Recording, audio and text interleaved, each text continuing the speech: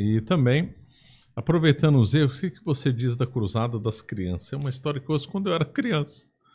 Que tinha tido um abuso na Idade Média, que crianças foram lá para a Terra Santa e tal. O que você conta dessa Cruzada das Crianças? O mais interessante é que elas existiram. Sim, isso é um dado. É um dado. Isso aconteceu lá entre a quarta e a quinta cruzadas, né? Foi em 1212. Foram dois... O termo cruzada é inapropriado, porque para ser uma cruzada é necessário que haja a ordem do Papa. E evidentemente não havia a ordem do Papa para isso. Houve um jovem chamado Nicolau, que partiu de Colônia, no Sacro Império Romano-Germânico, que reuniu uma multidão de jovens, eu não sei dizer a faixa etária média, mas envolvia muitas crianças. E eles de fato partiram para a Terra Santa. Partiram para lá. Eles cruzaram os Alpes e muitos foram parar lá na Península Itálica, por exemplo, né?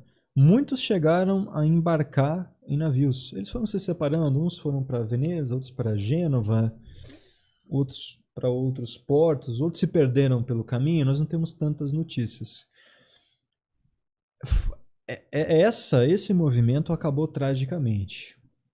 Muitos foram se perderam como escravos. Muitos morreram ou de fome, né? Sequestros, escravidão, né? Afogados. Pirataria no Mediterrâneo existia. É muito intenso. Né? De fato houve. Mas assim, não é à toa estudar esses conceitos, porque são esses movimentos que revelam o espírito da época. O fervor religioso que as pessoas tinham. Pelo abuso se conhece o uso também, né? Dos mais jovens até os mais velhos. O outro movimento, que curiosamente foi no mesmo ano, começou a partir de um jovem chamado Estevão. Aí já era na região da França. Ele era um pastor. Ele também conseguiu reunir uma multidão, né? E foi. Era na região de Cloyes, era uma região na França. E eles conseguiram percorrer um longo caminho. Só que isso aí foi menos trágico, porque retornaram para casa. Quando a fome bateu, voltaram para casa e deixaram registros. Então isso aconteceu mesmo, 1212. Dois movimentos separados por meses, né? Não digo que essas pessoas se conheciam, mas acabou acontecendo. Nós falamos, né, Cruzada das Crianças, mas o termo é inapropriado. Eu sei que é inapropriado, mas foi um movimento em direção à Terra Santa. Eles tinham noção disso, né? As peregrinações aconteciam há muito tempo, então todo mundo ouvia falar. No século XI, houve peregrinações com 7, 10 mil pessoas. É uma coisa muito grande. E aí os árabes chegavam a maltratar esses peregrinos, né? Aí teve problemas nessa ocasião, né? Nós precisamos do século XI para entender a Primeira Cruzada, né? Em 1009, houve um sultão, o Al-Hakim. Eu gosto muito desses nomes árabes. Al-Hakim ou Al-Hakem, já tem os dois termos. Ele implementou uma política de perseguição aos cristãos e aos peregrinos. Isso foi de 1009 a 1020, mais ou menos 11 anos. O que concedia essa perseguição? Morte, escravidão, o que era? Casas assaltadas, né? Casas assaltadas. Os cristãos tinham de andar com algum distintivo. Veja que isso não é novo no mundo moderno, né? Com alguma coisa que os distinguisse na roupa, algum símbolo, né? Que por si só já é humilhante, né? Então, casas assaltadas, mortes, né? O Steven Runciman, que é um dos autores que eu gosto de recomendar. Essa política começou em 1009, hein? Foi até 1020. O Steven Runciman, naquela obra famosa que ele tem, A História das Cruzadas, são em 3 volumes, ele afirma que até o ano de 1014, mais ou menos 30 mil igrejas foram queimadas, né? ou roubadas. 30 mil. Até o ano de 1014. É bastante. Olha, nós não estamos falando dos turcos seljúcidas, estamos falando dos árabes, né? Em geral, os árabes eram até tolerantes com a peregrinação. Assim, no sentido de que permitiam a peregrinação. Permitiam as pessoas chegar. Dificultavam, cobravam um certo valor, que por si só já é algo inaceitável, porque aquelas terras eram cristãs desde o começo da igreja, né? Por si só já é inaceitável, mas para os parâmetros daquele período, os peregrinos chegavam, né? A coisa toda começa a se dificultar na década de 1060, porque daí os turcos seljúcidas, que não são árabes, né? Essa é uma outra eles não etnia. São árabes. Também o pessoal vincula árabe com Islã. Não é. Árabe é uma etnia. Exato. Berbere não é árabe. Não é árabe. Turco não é árabe. Tal. Não é árabe. Só que eles se islamizaram. Eles vêm ali daquela região do Turquestão, né? Onde hoje são esses países com o Estão. Uzbequistão, Turcomenistão. Eles se islamizaram. Eles foram para o islamismo sunita, que é o da maioria. O majoritário. Os turcos seljúcidas eram mais guerreiros do que os muçulmanos árabes. Assim, em regra, né? E é por causa deles que a cruzada vai acontecer. Nem tanto pela questão dos árabes muçulmanos, né? Eles começam a vir para a Península Arábica. Eles eram muito bons com cavalo, né? Eram guerreiros montados, arqueiros montados. Arqueiros montados. Eles eram bem... Sabiam andar muito bem a cavalo, combater muito bem a cavalo. Muito bem a cavalo. A boi mundo que o diga. Os cruzados que o digam. Junte isso, toda essa habilidade ao islamismo, que é uma expansão essencialmente militar. Tá bom, era um povo meio nômade, gostava de guerra. Aí aderiram a uma religião que fomenta a guerra, acabou. Aí eles vão partir pro... Vão partir. Eles começam guerreando contra os próprios árabes. E aí os peregrinos, praticamente, se era difícil antes, vai ficar praticamente impossível peregrinar. Por mais ou menos 30 anos, porque de 1064, quando eles chegam até 1095, né? Eles vão conquistar ali, eles vão expulsar os fatímidas. Alguns falam fatimidas, outros fatímidas, né? Eu falo fatímidas. Vão expulsar os fatímidas dali do Egito, né? Vão conquistar o califado de Bagdá, vão conquistar Antioquia, né? Jerusalém, Esmirna, Niceia, vão caindo as cidades, uma atrás da outra. Niceia já é a porta do Império Bizantino, né? Aí o Império Bizantino ficou com muito medo e pediu auxílio ao Papa. Ficou. Na década de 70, 1070, os bizantinos já sentiram a força. Lembrando que nessa ocasião a igreja tinha se separado, já tinha acontecido o grande cisma do Oriente. Isso é importante. Em 1054 a igreja grega se separou da igreja latina. Exatamente. Tá bom. E aí quando os bizantinos pedem apoio, eles já estavam separados. Já estavam separados. Exatamente. O Papa Urbano II, ele tinha muita esperança na reunião. O Papa Gregório VII também, para dizer bem a verdade. Eles não perderam essa esperança, né? Até por isso que vão prestar ajuda, né?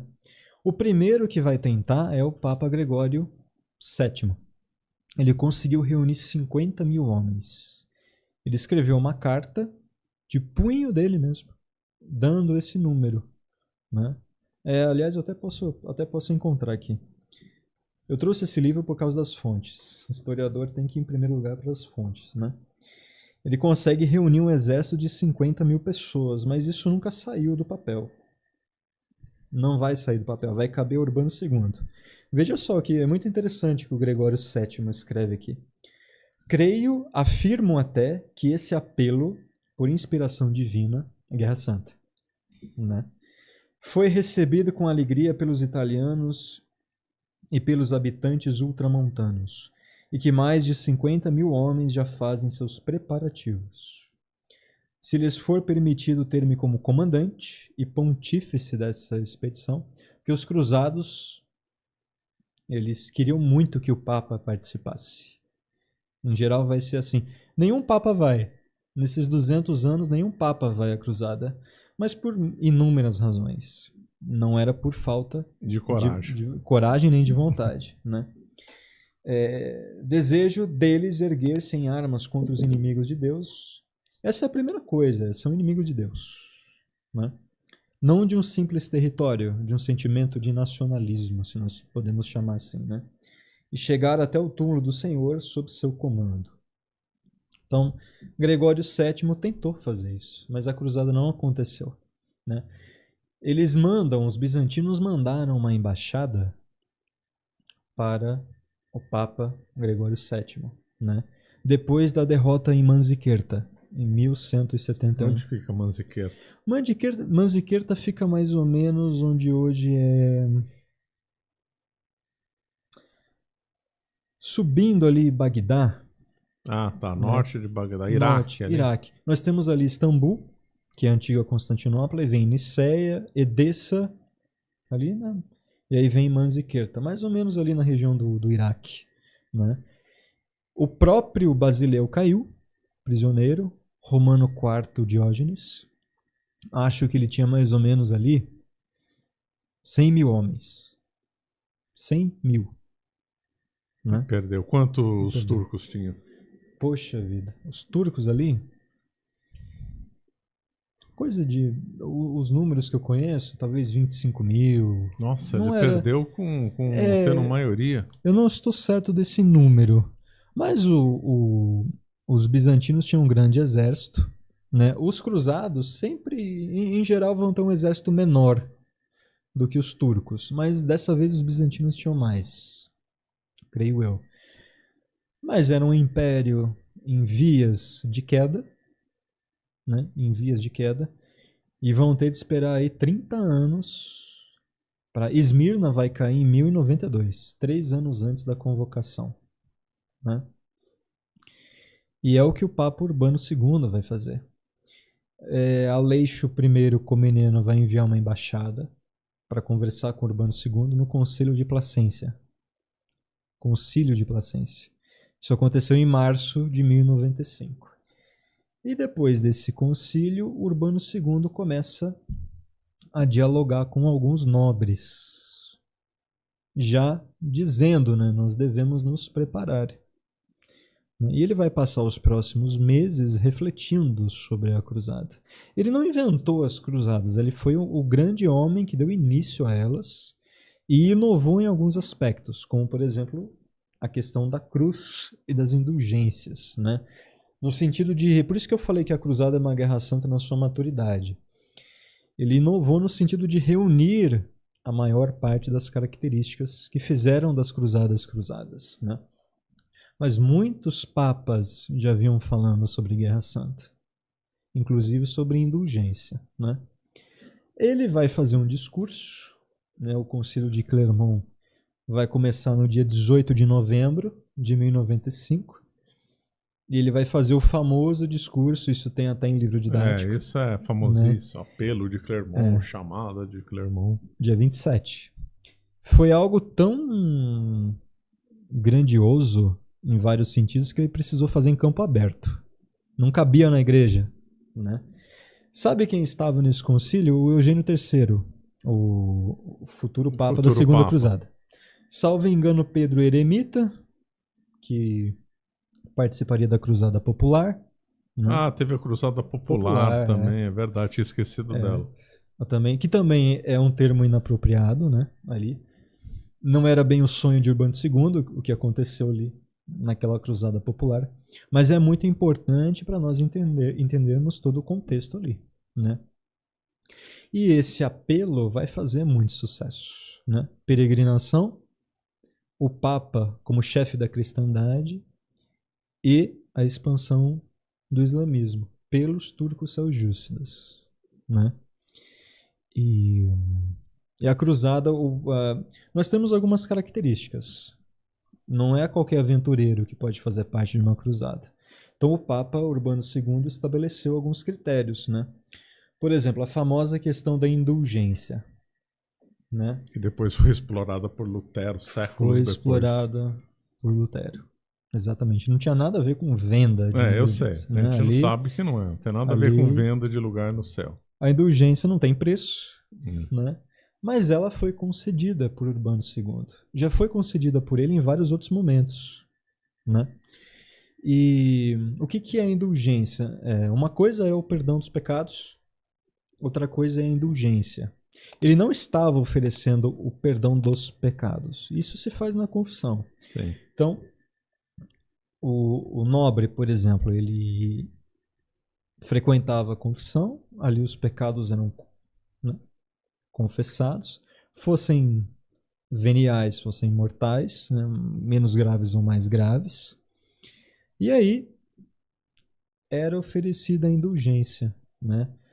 Porque no pecado tem a culpa e tem a dívida temporal, que precisa ser paga, né? Por isso que aqui nesse concílio de Charroux eles falavam muito, se não for devolvido, se não for restabelecido, porque eles consideravam isso também, né? Então, o pecado era confessado. Se eles tivessem alguma... Você tinha que praticar alguma penitência, né? Como é hoje em dia. Como é hoje, né? Como é hoje. Tinha que praticar alguma penitência, só que quem participasse da cruzada teria a cruzada como indulgência, né? Existem várias formas de indulgência. Ler as Sagradas Escrituras. Sim, tem. Até hoje tem. O católico tem várias indulgências. Participar da Via Sacra, visitar os lugares santos, né? Orar pelo Papa. Muitas indulgências, né? Então, era concedida a indulgência. Depois, era necessário que se ouvisse o diretor espiritual. E o próprio confessor, evidentemente, né? Se fosse jovem, deveria pedir permissão para a esposa. Jovem casado. Se fosse um jovem casado. Aí tá vendo a prudência do Papa? Exatamente. A esposa deveria permitir, né? Agora, para quem diz que na Idade Média a mulher não tinha valor nenhum... Aí, tá vendo? Né? Uma prova aí. Já é uma prova. Se a mulher falasse, não, você não vai não, vem aqui, tem que ficar em casa, aí já era. Não iria. Simplesmente não iria. O interessante é que a maioria concordava, né? Porque entendiam bem o que era o espírito de cruzada, né? Se fosse um idoso ou enfermo, aí a pessoa seria desencorajada de participar. Não é que ela estaria proibida, mas seria desencorajada. Com razão, lógico. Com razão. O que é a prudência do Papa Urbano II. É uma outra questão... Poxa, me fugiu agora. O voto. O cruzado deveria fazer um voto. Ninguém estava obrigado a participar da cruzada, né? Você poderia escolher participar. Se escolhesse participar, faria um voto. Se houvesse a quebra desse voto, dessa promessa, anátema, excomunhão, né? É o que vai acontecer com o Frederico II. O Frederico II, que violou o voto. Violou o voto, né? Ficou enrolando anos e anos e o Papa o excomungou, né? O que mais? Haveria o voto. Vamos supor que o nobre não morresse em combate, por exemplo. Vamos supor que ele morresse de fome, ou pelo frio, por alguma doença. Ele ganharia o céu. Aquilo ali já seria a indulgência dele, né? Teria feito... Porque ele participou dos esforços, claro. Participou. De um outro ângulo, a cruzada é um processo. Não é uma batalha, é um processo. Desde o ponto de partida ao ponto final, ela é um processo que envolve muitas batalhas. A cruzada é a cristandade em movimento. Tudo que acontecia lá acontece durante a cruzada, né?